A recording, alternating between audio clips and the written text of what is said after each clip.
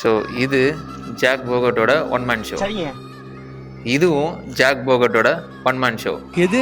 So இன்றைக்கி நம்ம என்ன பார்க்க போகிறோன்னா எது ஒரிஜினல் எது டூப்ளிகேட். ஸோ எப்படி ஃபைன் பண்ணுவீங்கன்னா, இது பின்னாடி ஒரு பார்கோட் கொடுத்துருப்பாங்க. அந்த பார்கோடை நம்ம கூகுளில் போட்டு பார்க்கலாம். ஆனால் நீங்கள் என்ன கேட்கலாம், தேடாதீங்க ஊருக்குள்ள போக போகிறேன் பாருக்குள்ள. இதெல்லாம் கூகுளில் போட்டு பார்க்குற அளவுக்கு உனக்கு டைம் இருக்குமா பர்ஃப்யூம் வாங்கும் போதுன்னு? எனக்கு உன் கஷ்டம் புரியுது. ஆனால் உனக்கு வேணும்னா நீ போட்டு தான் ஆகணும்.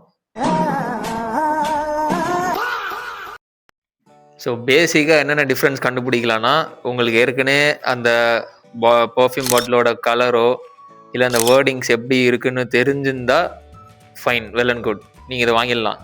ஆனால் இந்த கலரை பாருங்களேன், இதில் பார்த்தீங்கன்னா ஒன்லி ஒன் மேன் ஷோ அவ்வளோதான் மென்ஷன் பண்ணியிருக்காங்க. ஸோ இதில் பார்த்தீங்கன்னா இடிடியா இடிபியான்னு மென்ஷன் பண்ணியிருக்காங்க. அப்புறம் பர்ஃப்யூம் வால்யூம் 100 ml எவ்வளோன்னு சொல்லிட்டு மென்ஷன் பண்ணியிருக்காங்க. ஸோ இதுக்கு பின்னாடி பார்த்தீங்கன்னா ஒரு பார்கோட் கொடுத்துருப்பாங்க. அந்த பார்கோடை வச்சு நீங்கள் கண்டுபிடிக்கலாம் இது ஒரிஜினலா இல்லை ஃபர்ஸ்ட் காப்பியான. ஸ்மெல் எப்படி இருக்கும் ப்ரோ அப்படின்னு கேட்டிங்கன்னா, ரெண்டுமே ஈக்குவல் சேம் ஸ்மெல்லாக தான் இருக்கும். இதோட கான்சன்ட்ரேஷனும் மாறும். ஸோ உங்களுக்கு மாறனால இதில் இரிட்டேஷன்ஸ் வேறு என்ன இதுனாலும் வரலாம். ஸோ ஃபர்ஸ்ட் காப்பியோட பிராண்டட் போகிறதே நல்லது.